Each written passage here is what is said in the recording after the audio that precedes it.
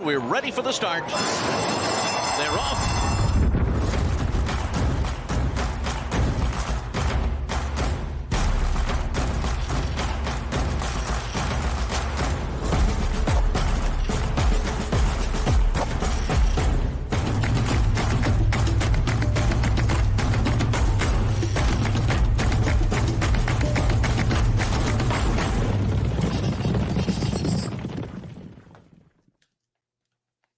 Welcome in, everybody. It's time for the ExpressBet First Call podcast on what is really the first big Saturday of summer. Jeff Siegel, Jeremy Plonk from FirstBet and ExpressBet. Jeff, I know Travers is the big day, the Midsummer Derby. That comes up in August, but I don't know there's a more important coast-to-coast weekend than we have this week with opening day at Del Mar on Friday. It's opening weekend there. It's Haskell Day on the other coast, on the Atlantic side, and at Saratoga, we've got Grade 1 company and a rematch of the Kentucky Oaks. It doesn't get any bigger and better than this. And not only that, but most of the stakes races that we'll be covering this weekend are open. One of them has a small field, but you can make a case for any of them of the four in that race. And you look at the fields, and these are quality races, but without complete standouts, which allows the gambler to maybe take a stand and not have to take 3 to 5. So I think it's the best of both worlds. Good gambling, obviously good racing, and wall-to-wall racing as well, because many of these tracks are going to have some really, really good stakes races to offer. The First Call podcast, now video version each Friday, posted around 12 o'clock Eastern each week. So be sure to check out the audio version as well in your favorite places where you get all your podcasts. Of course, we've been doing First Call almost 3 years now. So if you've been getting the audio version and you like it on the treadmill, you like it in the car in your commute, you still have those options. All the places where you've gotten it in audio in the past, still available. So be sure to check out the First Call podcast audio or the visual side, Jeff. This does force us at least, to comb our hair and get ready. Or do we? Do either one of us really need to comb our hair to get ready? No, I don't. No. I can skip that exercise.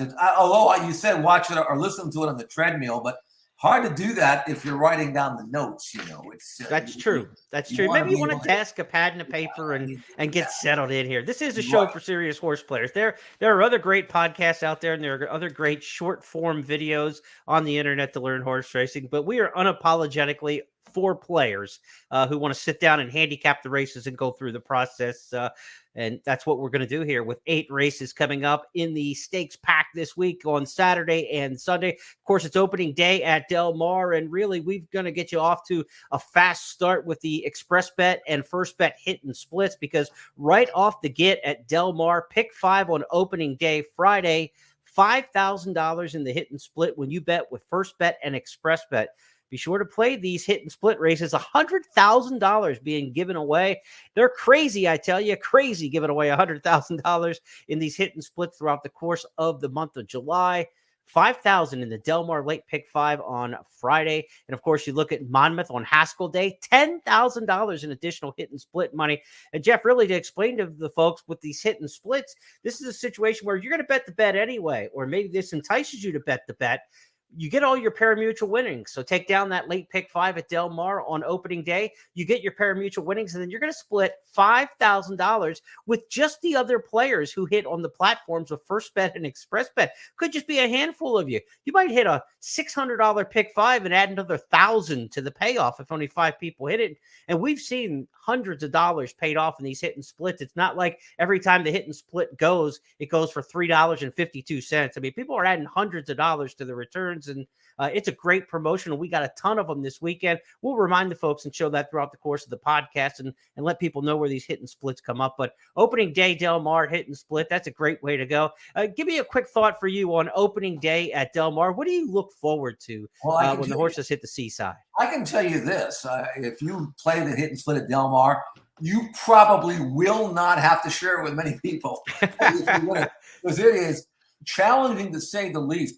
Now, over 100 horses were entered opening day. I've started doing Saturday now and looking at that, and just as hard and just as difficult. Mm-hmm. It's the way we like it, because nobody likes to play small fields with 3 to 5 shots. You can't make any money doing that. Right. But on the other hand, it's tough. And I can guarantee you this: if you do the work, you have a chance not only to get paid off, but make some serious money. There are a lot of different angles, a lot of workouts to watch, which I've already done that. Videotapes and race replays to check out, angles. I know, Jeremy, you're big with the stats. There are a lot of things that can help you maybe find a winner that somebody else or many other people might not find. So it's all there, and you are going to get paid off. As for Del Mar, here's the thing. Most of these horses haven't run for 3 weeks or longer, and they've been fresh. They're ready to go. Yep. We've got a ton of workouts. I've already written up 35 workouts for Del Mar opening day, which you can check out on my blog. I mean, I'll do it for Saturday, Sunday as well, and Saratoga. So I've been watching workouts, and it's worthwhile. Trust me, that's where you get the edge. So I'm looking forward to huge Del Mar. But again, it's challenging. If you find yourself not really liking a race, you can sit it out because the next one's just going to be just as tough, and you got just as much chance to make some money there. But it's like the old days, and I mean like the real old days, not like 20 years ago. I mean like 40 years ago. This is great. The only difference is now we can make pick threes, pick fours, and pick fives. Yeah. When I first got into the game, all you could do was bet win, place, and show. Couldn't make a score doing that. And you had the funny colored tickets, and you had to stand in different lines to get them, depending on how much they were, right? The $5 line might have been a purple ticket and a different line than the $10 line. Hey, look, whatever tools you use, we've got something for you. Look, if you play on the First Bet app, you got the automated handicapping and the artificial intelligence. In a click of a button, you can get computerized selections and handicapping analysis. If you go old school and go back to the past performances, I mean, Jeff and I have been studying and poring over those, but you want to supplement the past performances, XBTV, as Jeff mentioned, what a great video resource of all the workouts at Del Mar and Saratoga that are really starting to build up now. Opening week, we didn't have a ton of workouts at Saratoga because just when we arrived on the grounds, but now the XBTV group has been entrenched there. Horses are running back now far more frequently that have workouts that we have on video. So it's only going to continue to help you throughout the meet. And like Jeff said, I love the stats. I'm into the BetMix database. I'm in there digging around a lot. So BetMix, again, part of First Technologies.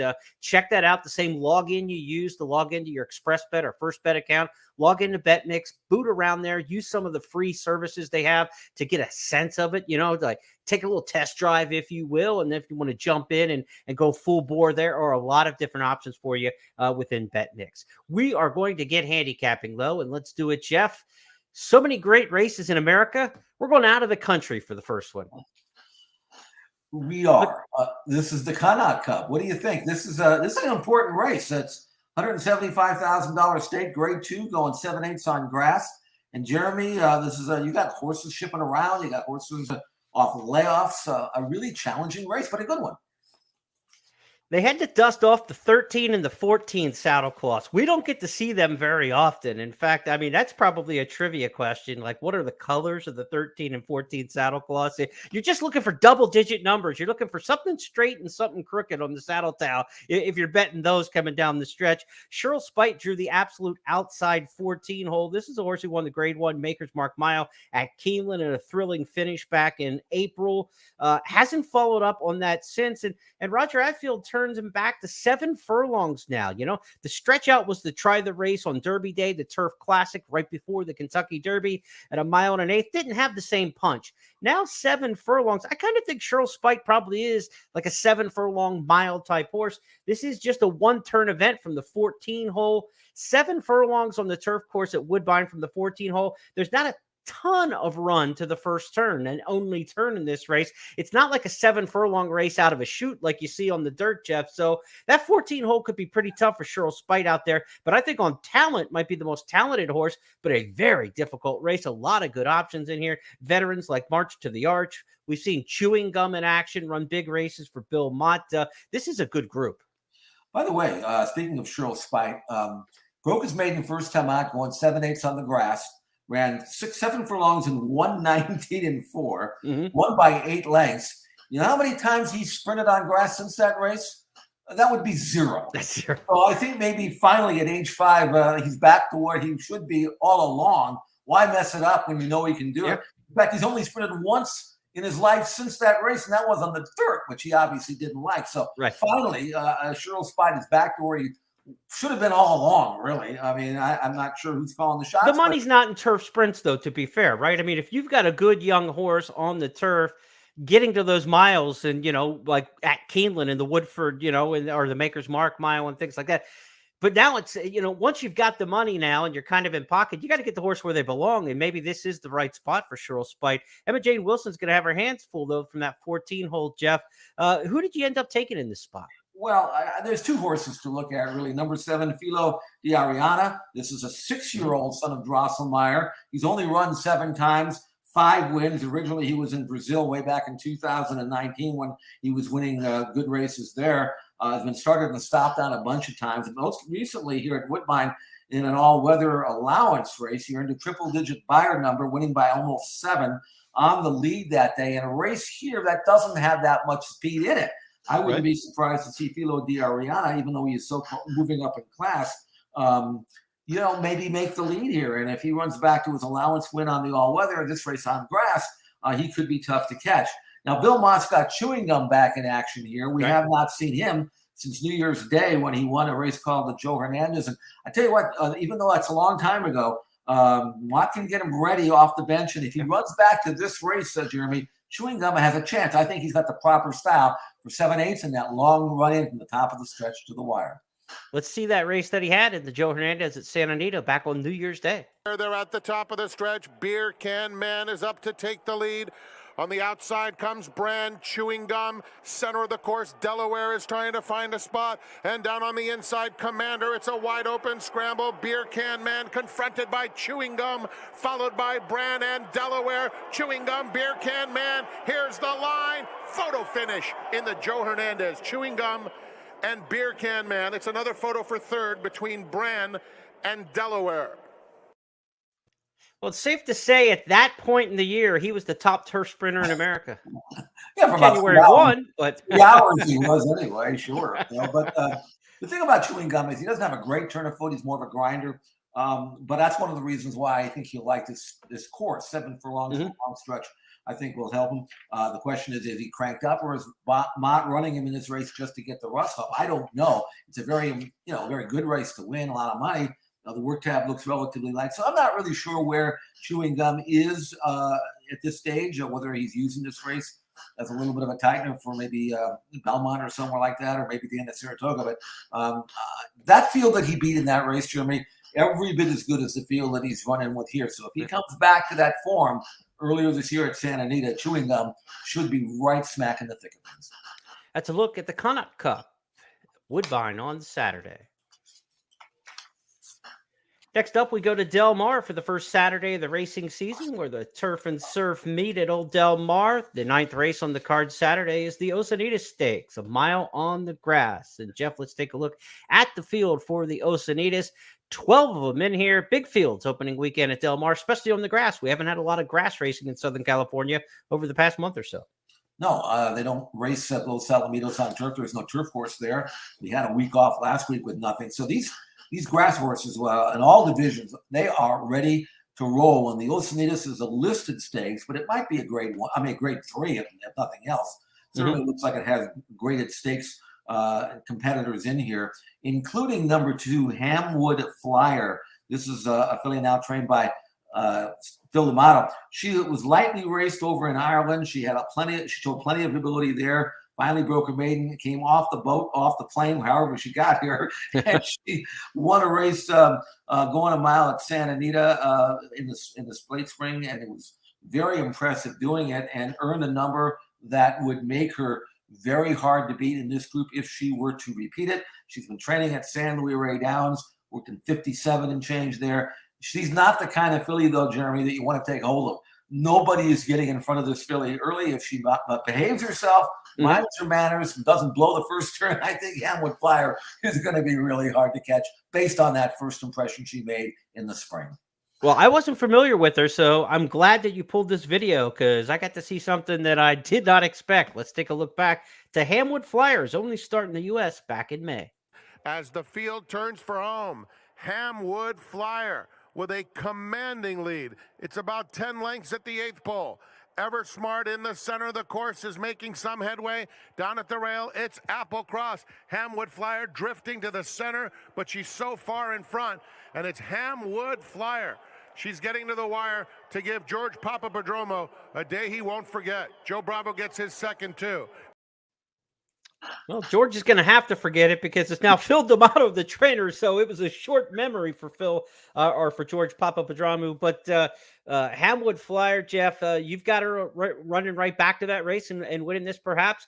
Big field. Anybody else for the exotics trickle in for you? Well, like I mentioned, I think she's going to run this group off her feet. And if you look at the field, there are so many in here that have a right to run well, especially if she runs all the speed off their feet, which I think will happen. Avenue de France would run well. I'm not keen by the fact that she's winless in 4 starts over the Del Mar Turf Course, because I mentioned horse for course for the main track, but it's true as well on the grass. So I think she's good enough to run second, especially since she likes to lay back and finish. I don't think she's going to catch Hamwood Flyer, but that seems like a logical type of horse to use. The one thing that I would, if you wanted to play the exotics here, try to find whatever filly or mare you think is going to close, because whoever is close to that heat is going to pay for it. I can tell you that. Hamwood Flyer in that race threw in 3/4 and 8 and change, and she wasn't running off early. She ran off down the backstretch because the jock decided, why am I going to choke her? Opened up, and then after the race, it looked like she was getting tired, and she wasn't, because she still galloped out right in front. She was supposed to be a Richard Baltus. She was transferred to Papadopoulos. Now she's in Phil D'Amato. Barn, we call Phil the Chad Brown of the West with grass horses. So not only do I think Hamwood Flyer is going to win this race, but if she relaxes at all and switches off just a little bit, there is no telling how good and how fast this really is. And a good handicapping angle for not only that race, the Oceanitas, but any race that you play. If you love a horse who's brilliantly fast and with early speed, the best way to look for your exactas are for the closers. You got to figure those chasing and pressing that kind of speed are going to be gutted, and it sets up for the plotters to come along for the underneath exotics. Let's turn our attention next at Del Mar to the feature race on the Saturday program. It's the San Clemente big race, race number 11, a mile on the turf. Grade 2 company, $200,000. Jeff, these are the 3-year-old fillies. They'll try to get to the Del Mar Oaks later in the meet, but on Saturday, the first test will be at a mile, and we've got a big field to take a look at here, which is the theme all weekend. Baker's Dozen, 13 to go in the San Clemente. Kick us off with who you might think comes home first. Well, I'm going to stick with the same trainer that I'll be sticking with for pretty much every grass race in Del Mar. I mean, Phil D'Amato's got a really good filly here in Bella Bell. She won off the plane. Well, not really. I mean, she'd been here a little bit before she won the race called the Blue Norther. But unlike the one we just saw, Bella Bell, she can drop her head, settle, switch off, and make one run. And the way she performed in the Blue Norther last January 2nd was rather impressive. And if she comes back to that form, I don't think anybody can beat her. Early in the Santa Anita meet and early in the Del Mar meet. We saw that talking just a race or two ago, and we're going to see it again here with this one. Bella Bell, let's see how she looked back on the 2nd of January. They have a 1/4 mile to go. Shopping for Pharaoh is just in front. Bella Bell now makes a wide sweeping move to challenge. Helen's Well is in between them. They're at the top of the stretch, and Bella Bell with a powerful burst to the lead at the rail. Shopping for Pharaoh fights on, and then Helen's Well, a 16th to go, and it's all Bella Bell. Bella Bell wins the Blue Norther convincingly.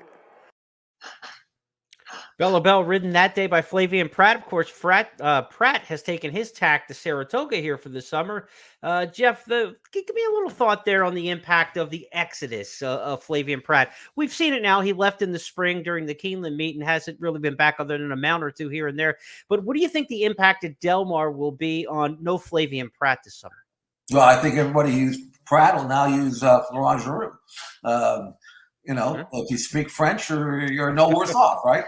And now he doesn't ride this one, but he's going to get on a lot of good grass horses. And I also think Giroux's going to ride a lot of live ones for Baffert, even though you don't think of Baffert as being a grass trainer. But Florent Giroux can ride dirt just as well. Yeah, he's a good speed jock. Yeah, I think he's going to get a lot of live ones. As for Bella Bell, the key to this race that we just saw is that she rallied wide, roared on by the leaders.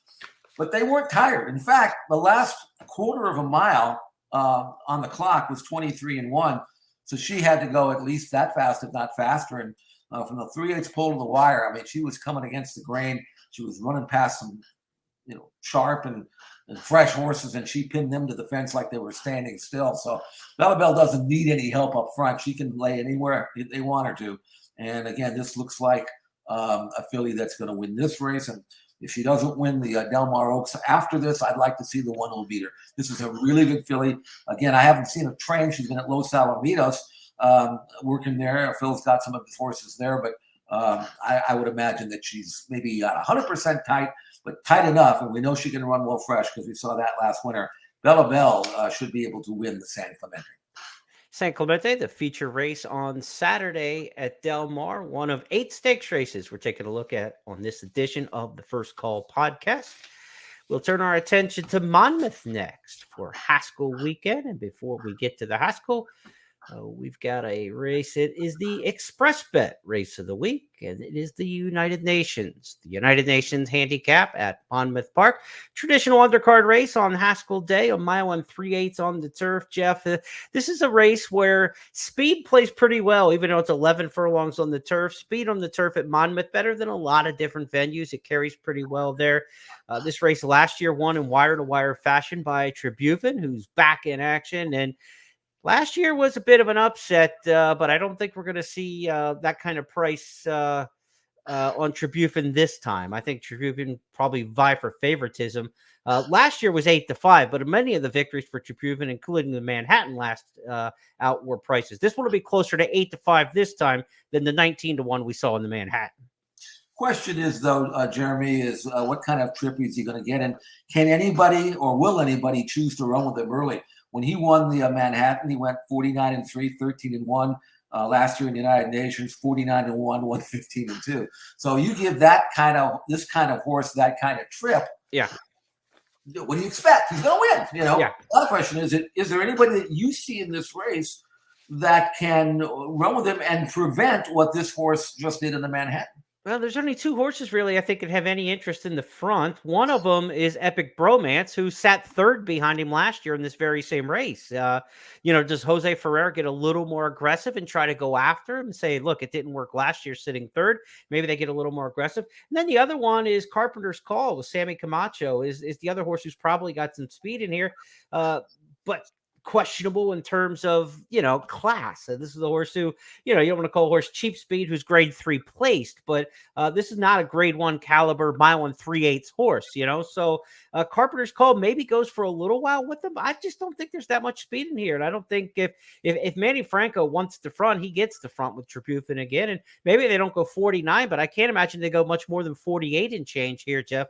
Over a mile and 3/8. And it has been hot on the East Coast. So the turf is going to be firm unless there's a downpour that comes in sometime on Saturday to soften up the grass. So I think you're going to have a really firm turf course. And I don't know, a little cheap speed with Carpenter's Call, who's the 2 horse in here, and a little bit of speed maybe from Epic Bromance. But I kind of think this is a chance. I wrote it up this way in the Express Bet race of the week. You can get that on the Express Bet newsletter each week. I thought Epic Bromance has a chance to kind of if they canter around. We talked about brilliant speed running horses off their feet, but I think if they canter around there, they could run 1-2 the whole way. And I think Epic Bromance is a horse at a price who's really worth a long shot look in here for the exotics. He was 61-1 when he ran 3rd in this race last year, and he was 58-1 when he ran 3rd in the Monmouth Stakes to prep for this. If there's not much pace in here and they let Tribhuvan just kind of canter along there, he's not going to be good enough to outkick him. But maybe nobody else comes at him at all. I think Epic Bromance has another chance at a 30, 40-1 kind of number to stick around for 2nd or 3rd, and that's kind of how I'm going to bet it. I like Epic Bromance to get a little piece of this. Well, I see it differently. I don't know who's going to win this race. I really don't. But I don't think they're taking Carpenter's Call back. You say he's cheap speed. I mean, he's been 46 and change. He won his last race by 5. He's a son of tourists. He's won 3 out of 5 on grass. They'd be idiots. And I don't think they are. But to take him back, I don't think they are. And I think from the 2-hole inside of Tribhuvan, I think you're going to see Carpenter's Call go to the front. Now, does that make him win? No, it doesn't necessarily. But it might impact Tribhuvan, who is a horse that listen, he doesn't need the lead to win. Now, we always think of it, oh, yeah, you got to get loose in the lead. If he doesn't, he can't win. Well, he can sit second. And I think what's going to happen here is the jock, Franco, is going to look over and see Carpenter's call. He's going to be in front. He's going to say, you know something? That's okay. I can sit second and win. I've done it before. I don't worry about Carpenter's call. He can't run this far. He's not this good anyway. But it might not be the worst thing in the world if Huben is sitting second, because he'll switch off, and then we'll see what he can do. The end result may be the same. He may win it no matter what, but I don't think he's getting loose on the lead. I think he's going to have to earn this one. Interesting stat about this race. The last 9 editions of the United Nations, Chad Brown and Mike Maker have 6 of the wins. Brown's got 4, Maker's got 2, and they've got 4 of the 10 entrants in this race. So they've got 40% of the field. And I think, a horse like Temple for Mike Maker is a horse who hasn't been here over the course at Monmouth, but this is just a consistent runner. He's got 7 races in a row in the Superfecta. He always brings this race.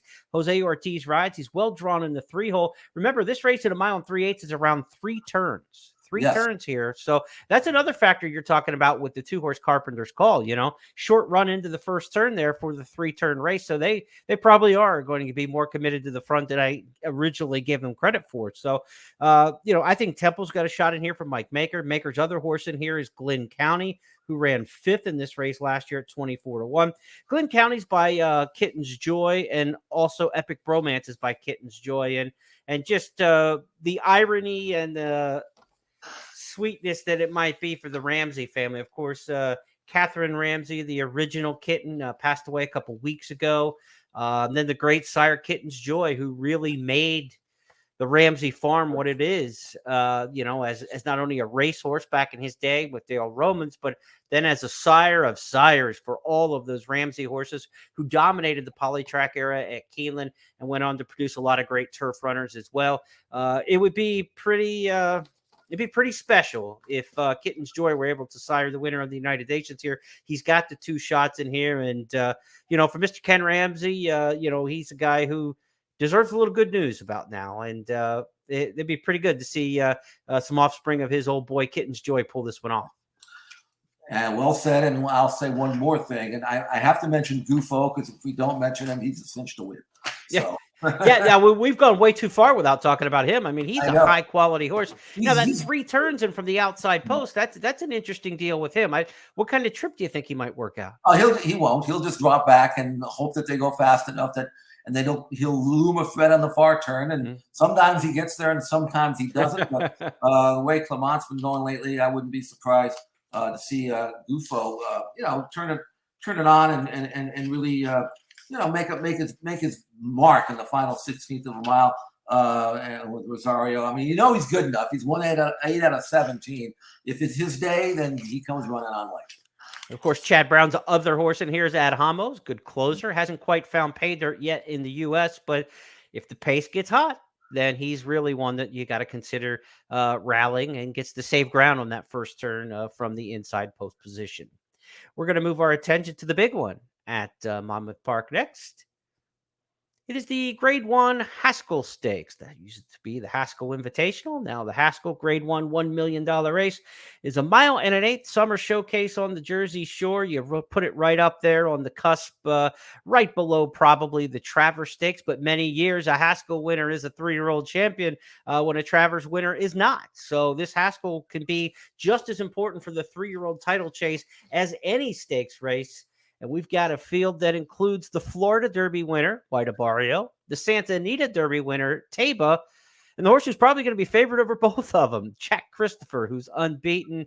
He's 3-2 in Brad Thomas's morning line. Taba at 7-5 is about 20 cents shorter in terms of mutuals to the dollar there at 7-5. Taba the slight favorite in the morning line. You could argue which one's going to be favored. I think it'll be Jack Christopher, but the Bob Baffert factor with Taba. Baffert's won this race 9 times in the past. Mike Smith comes in to ride, so that's going to take a lot of pari-mutuel action. And certainly Taba has been training well, Jeff. Well, Jack Christopher is going to be the favorite. Let's establish that. Okay, right. Number one. I mean, look at his form. He's undefeated. He's never been tested. He's a Grade 1 winner. He's fast on figs. The other horse, Taba, is pretty much still unproven as far as I'm concerned. Right. And I don't know how far Jack Christopher really wants to run, but I always say first time around, 2 turns, they'll get it without any problems. If they just allow Jack Christopher to utilize his best weapon, which is his early speed over distance to ground, he should be able to make the running without being set. I'm fairly sure Chad Brown can read a racing form, and he knows Jack Christopher likes to be. You don't have to send him. Just don't do this. Let him run out of there, get to the front, and let him run his competition off their feet, which I'm fully expecting him to do. I think he's a fantastic racehorse. His Woody Stevens was a really kind of just nothing more than a procession. He figured to win the Pat Day Mile. He did that easily. Again, numbers are fast. He's healthy. He's sound. He's training well. I think Jack Christopher wires the field. As for Taba, yeah, he's working fast. Typical Bob Baffert. You watch his workouts on xbtv.com. He's under the pretty much of a drive in his workouts to best his workmates. I'm not that overwhelmed with the way he's been training. So I think Jack Christopher is the goods. And I mean, 3-2. I'll take it right now. Thank you. Let's take a look at Jack Christopher in motion so you can see what all the hype is about. Here he was in the Woody Stevens back Belmont weekend. Jose Ortiz took a peek back on Jack Christopher, who has now taken over the lead. Jack Christopher willingly opening up here on the field. Jack Christopher passes the 8th pole, and he is pouring it on here. He is going to stay undefeated. Oh, Woody himself would appreciate this effort. It is Jack Christopher winning the Grade 1 Woody Stevens Stakes in 1 minute, 21 seconds. He's not going to be favored? Come on. I was thinking about this when I was mowing the grass today because things just pop into my head, randomly when I'm doing things I probably shouldn't be doing. But the old football coach for the Houston Oilers, Bum Phillips. You remember him, the big collar, the hat, everything. He had a fabulous running back named Earl Campbell, one of the greats of all time, right? I hate to say it because he's a University of Texas guy, but Earl Campbell, one of the great running backs. I know that was hard for you to do, but that's okay. It pains me to say. But when they criticized the training camp one year with Earl Campbell, he couldn't complete the mile run. He was the greatest running back in the NFL at the time, and he couldn't run a mile without stopping and walking. And they said, Bum, are you concerned about Earl Campbell that he can't run a mile? He said, well, when it's 3rd and a mile, I'll give it to somebody else. I mean, it's one of the great lines from the old NFL films. And I guess for Chad Brown, he's saying, it's 3rd and a mile and 1/8, but we're giving it this time to Jack Christopher. We'll see if he can get the distance. We know he's fast. We know he's one of the great sprint backs, if you will, of what we've seen so far in this 3-year-old crop. Now we'll find out if he can get a mile and an 1/8. Is he Earl Campbell? Is he Tony Dorsett? I don't know where he fits among the pantheon, but I guess we'll figure it out afterwards. It's 3rd and a mile and 1/8, Chad Brown. Give the ball to your star, Jack Christopher, and see how far he can take him. Jeff, you're all in on Jack Christopher here. I kind of think White Abarrio is going to run a decent race because you talk about the speed, right? He's going to run those other horses off their feet. White Abarrio seems like the horse now paired with Joel Rosario. Tyler Gaffalione stayed at Saratoga. Joel Rosario picks up the mount. He's a good finishing jockey, and this is one of those scenarios we talked about earlier in the podcast. When you've got a brilliantly fast horse who leaves everybody else's tongues wagging, give me the closer to come along for second. I think this really sets up nice for White Abarrio to get a good chunk. Yeah, it could happen. I always consider him to be a Gulfstream Park type of horse, but given the trip with Rosario and the fact that he's not going to try to run with Jack Christopher early, I'm not sure he could even if he wanted to. He could certainly clunk up and get second. Jack Christopher, though, in watching that race you saw the Woody Stevens, he's like driving a car. He doesn't pull, he doesn't get rank, he doesn't run off. He's push button. So to me, he'll make the lead. I don't see anybody in here trying to go with him head and head early. I don't even think Taba's quick enough to do that, even if he wanted to. And to me, Jack Christopher is going to win this race, I believe, like a horse that would have to be taken seriously in the Travers. Now, that's a whole different set of rules in the Travers. I'm not saying he's going to win the Travers, but the way I believe he will win this race will allow his connections to dream about that. Also, for more coverage of the Haskell Invitational, the Haskell Stakes, be sure to check out the blog section at expressbet.com and at news.first.com. Where John White's It's Post Time blog this week features the Haskell Stakes analysis, where he's got Taba upsetting Jack Christopher. Well, upsetting, I mean, he's the morning line favorite. They're kind of mutual in the odds. You and I both think it'll go the other direction, where Jack Christopher is favored. But John's taking Taba on top. Read the blog, and you'll get his reasonings why. And John also takes you through his list of the top 100 horses of the new century here, the 21st century. He updates that every year or so for Express Bet and for First Bet. Check it out in the blog this week. So John gives you a little historical analysis as well as his picks for the Haskell Invitational. Next up in our handicapping on the First Call podcast this week will be Saratoga Stakes races on Saturday. They've got the Coaching Club American Oaks and the Caress Stakes. First up on the sequence in race number 5 is the Coaching Club American Oaks. It's a 1 1/8 on the main track for the 3-year-old fillies. It's not for many of them, Jeff. There's only 5 entered in here. But when you get the 1-2 finishers from the Kentucky Oaks, those being Secret Oath and Nest rematched, you can't ask for much more. We didn't get much more, but you can't ask for it either. I tell you, Jeremy, anybody who really doesn't appreciate how well Nest ran in the Belmont Stakes should go back and watch that race, especially the first part of the race's start, where she lost early position, kind of weaved her way through traffic to get to a spot. Couldn't get by the leader, but was 3.5 clear of everybody else. Modonical beat her on the square, I guess, but Nest ran so well in that race, career top number. And I was concerned really, though, that she ran so hard, because I remember when Rags to Riches ran and won that race, she felt the effects of it and didn't come back. In fact, never won another race. But in watching this workout on the outside, and this was with a quick colt named Corniche, remember him, the champion trio was fit. I mean, she's breezing. I think she looks terrific here and could have gone way faster if they allowed her to, and they didn't want to discourage Corniche, but I mean, she's just galloping along, and this was really, really sharp for me. And the way this race is going to set up for, right? I mean, Nest probably sits second in here behind Society. Society for Steve Asmussen in post 2 looks to be the speed of the Coaching Club American Oaks. And for Nest, if she can just, like she did in that workout, kind of just sit to the outside, pounce and make the move, she should get a dream trip in here. She'll have to fend off the late run of Secret Oath here over at a 1 1/8, the same trip as the Kentucky Oaks. Secret Oath ran 4th in the Preakness, Jeff. She was decent that day. She wasn't outstanding.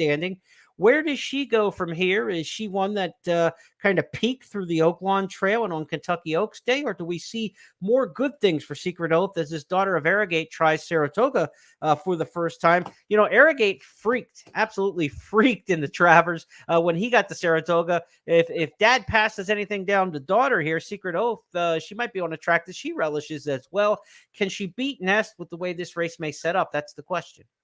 Well, the answer is yes, she can beat her, because Secret Oath is really, really good. And we're still going to not be totally sure what version of Nest we get after that Belmont until we watch her run here. Whereas Secret Oath has been freshened since the Preakness. I look at her work tab, and she looks terrific, at least on the tab anyway, 58 change and those kind of works. And so, and you mentioned Arrogate.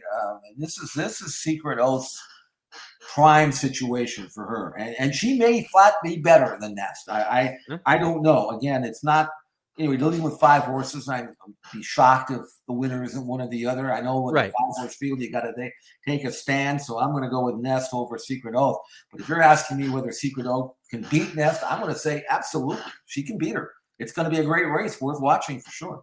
It's good to see Butterbean back on short rest. Kenny McPeak has become the one guy in America not afraid to run his damn horses. I mean, he's bringing them back. He went on a week's rest with Rattle and Roll and something. He's running his horses this summer, and in a lot of 4 and 5 horse fields. I appreciate that. And Kenny doesn't have any long history of that backfiring on him either. He doesn't burn horses out and that sort of thing like that. So, good for him running. Good for Butterbean back after her win at Prairie Meadows, where she looked so good. This is a whole different group than she had in the Iowa Oaks, but Butterbean's got a shot in here, obviously, to pick up grade 1 black type. Somebody's running 3rd in here in a short field, and she seems kind of logical to do so. Good luck there. And again, I appreciate the fact that they are running her back. Also at Saratoga on the Saturday, we've got race number 10 on the card. It's the Caress Stakes. All right, I got the Chuvie up there on the screen now. Now we've got the Caress Stakes. Crest Stakes at Saratoga, Saturday the 23rd, is race number 10 at 5.5 furlongs for fillies and mares. Turf sprinters going at it here. And about this time last year, Jeff, Caravel made a name for herself with a major win at Saratoga. She won the stakes race in commanding fashion at even money. She was trained by Elizabeth Merriman back then. She went to Graham Motion. Now she's with Brad Cox. A lot has changed in terms of her venues, but she got back into her successful form last time out in winning the Intercontinental, going 6 furlongs at Belmont. Is she back to that good form where she won the race last year? Do you like Caravel? Do you like somebody else? Well, Caravel is tough. I mean, that 98 buyer number she earned when winning last year here at Saratoga, career top number. She did it the right way. She stalked, pounced, and then exploded. Her win in the Intercontinental shows me that she's back for Brad Cox. I'm not going to dismiss her. In fact, she's logically the one to bait from the rail. All she has to do is avoid getting shut off or in trouble or traffic trouble, and she'll be right there. I'm going to try to beat her, though, with number 4, About Time, who's going to be a better price. Clearly unproven, but on numbers, she's just as fast. Really, 96 buyer number in a win at Monmouth last time out. Didn't even break in this race, Jeremy, and somehow, and I liked her that day, and somehow she managed to weave her way through traffic, hit the front, and this to me was very impressive. Tells me that About Time is just about where she needs to be to win a race like this. It was the Goldwood Stakes that Jeff is talking about at Monmouth last out. Let's go back to the stretch run for About Time. You can see for yourself. And it is Robin Sparkles who's been in charge throughout, a 2-length lead. But here comes Bout Time on the outside with a menacing bid. And Bout Time takes command inside the final 1/8 of a mile. Honey Pants has surfaced with a late run, storming into second late. But it will be Bout Time. Bout Time, a sparkling winner of the Goldwood. She's well drawn in the 4-hole in this 10-horse field. We talk about the rail for Caravel. Remember, Caravel won this race from the rail last year and won the stakes before that from the rail at Monmouth in winning the Goldwood a year ago. So Caravel's 2 for 2 from the rail. But About Time really well drawn there in the 4-post and should be the principal challenger in a race where we have 3 local turf sprint stakes winners in the field. So a lot of times you get to Saratoga and horses aren't familiar with the course. You know, you only run there 6-7 weeks a year. You got 3 local turf sprint stakes winners in this race. Should be a good addition of the Caress. It's race number 10 on the card Saturday at Saratoga. And finally, the Chuvy Stakes wraps up our podcast picks for the weekend. The Chuvy Stakes on Sunday, July 24th at Saratoga. Race number 5 on the card. They got it up out of many of the big late day multi-race wagers because only a field of 4 has entered. Last year's Kentucky Oaks winner, Malathought, Clairiere in here. You've got Crazy Beautiful. Again, Kenny McPeak, not afraid to run one back. Just ran June 25th, back in action here 3-4 weeks later. Crazy Beautiful. And the field rounded out by Exotic West to the inside. A field of 4, Jeff. What do you make of it? I make of the fact that Malathought is putting blinkers on, and I think that's going to put a little bit more tactical speed in her. She used to be a filly who could go to the front. In fact, she won the CCA Oaks Gate to Wire. But since then, for some reason, either she has lost her early speed or maybe they've decided to take her back. She's been, she got beat ahead in the FIPS. So here's a workout with blinkers on. You can see her on the rail, and this worked just a few days ago, and she is into the bridle. Jeremy. She wants That's Cadillacing right there. Yeah. Right. I mean, I think the blinkers have woken her up, and I think you're going to see a whole different style. I know it's only a 4-horse field, but she went 49. She could have gone on 46 if they let her run. And now I think they're getting back to the idea, let's let her show some speed. She used to have it. What are we guzzling her and taking her back 10, 15 lengths back all the time? Gallops out for the run. I don't know whether she's going to be in front. Obviously, she doesn't need to be. But when a full runner field, with the main concern, Clairiere, who doesn't really have any early speed, I think Velasquez can put Malathought on the lead if he wants to. He doesn't have to. But let's get her into the race and let her dictate terms rather than having her try to chase people all the time. I think this is a critical race for Malathought. She got beat last time out. She's running well. It's about time this daughter of Curlin kind of leaves that 4 behind and becomes what I think she can be of championship quality. And I think with the blinkers on, what I saw in that workout, I think Malathought is ready to do just that in the Chuvy. Exotic West maybe goes to the front under Javier Castellano, a pretty aggressive rider, and maybe utilized the rail with the short run into the first turn, going a mile and an eighth. So maybe she's got a target, and that's the best thing, right? That she just kind of sits second. But if she goes to the front with those blinkers on, it will not be a surprise if Malathot just takes him on a merry chase there in the Chuvy Stakes on Sunday at Saratoga. Let's review some of our stakes that we looked at on this telecast or broadcast, if you will, the podcast, the Woodbine, the Connaught Cup. We had the 2 races from Del Mar, the Oceanitas and the San Clemente. At Monmouth Park, we reviewed the United Nations and the Haskell. At Saratoga, it was the Coaching Club Oaks and the Caress, and we came back to Saratoga for Sunday for the Shoe V. Jeff, there's some great racing around the country beyond just the 8 stakes races we talked about. Woodbine's Sunday card, where there's a $4,000 hit and split in the pick 4, features the Woodbine Oaks and then the Plate Trial, which is the local prep race for the Queen's Plate.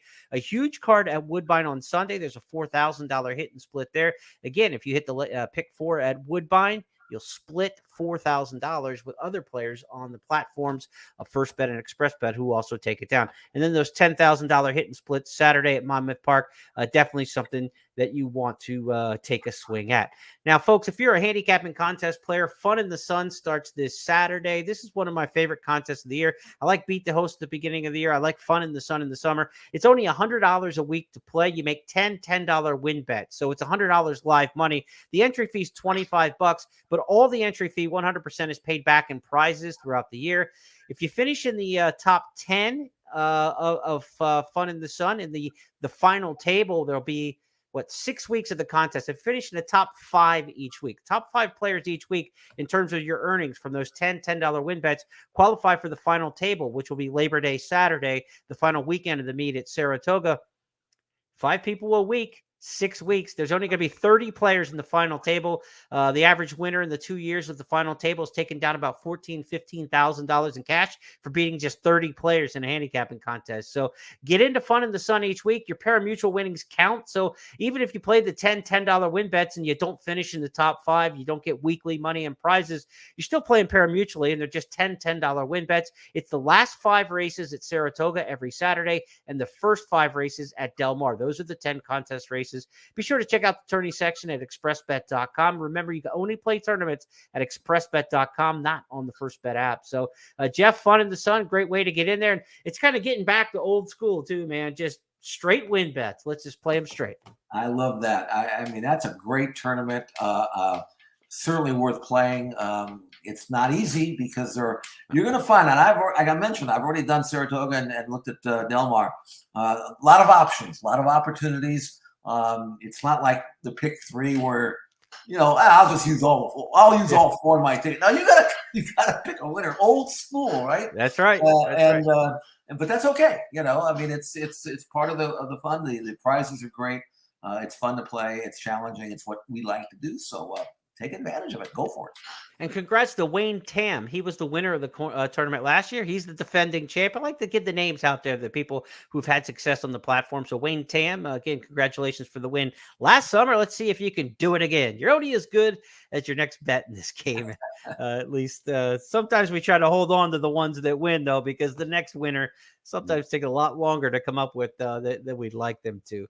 That's going to wrap up this edition of the Express Bet First Call podcast. We wish you a lot of success this weekend. Saratoga, Del Mar, also live racing at our tracks at Gulfstream Park. So we've got live racing down there in Florida this weekend. And Maryland Jockey Club will be running Friday and Saturday, but has announced the cancellation for Sunday, where excessive heat is expected in the Baltimore, Washington area on Sunday. So no racing at Laurel Park this Sunday. On behalf of my partner, Jeff Siegel, and everybody at First Technologies, good luck at the races. And thanks for listening. We'll talk to you Tuesday on It's Official, and we'll be back here each and every Friday on the Express Bet First Call podcast.